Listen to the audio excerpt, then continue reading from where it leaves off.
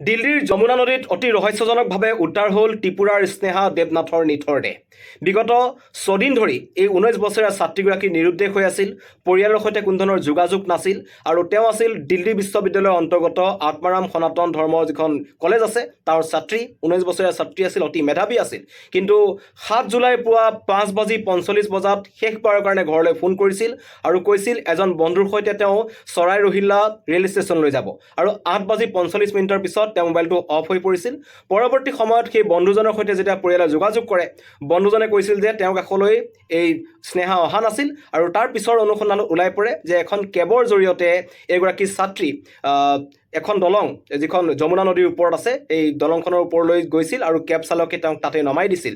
আৰু পৰৱৰ্তী সময়ত তাত কোনো ধৰণৰ CCTV কেমেৰা নথকাৰ কাৰণে পিছৰ পৰ্যায়ৰ গতিবিধি লক্ষ্য কৰিব পৰা নগ'ল। কিন্তু অতি ৰহস্যজনকভাৱে ছদিনৰ অন্তত আজি যমুনা নদীৰ তলতেই ছাত্ৰীগৰাকীৰ মৃতদেহ উদ্ধাৰ হৈছে। এয়া এক পৰিকল্পিত হত্যাকাণ্ড নে আত্মহত্যা কৰিছে, সকলো আৰক্ষী তদন্তত পোহৰলৈ আহিব।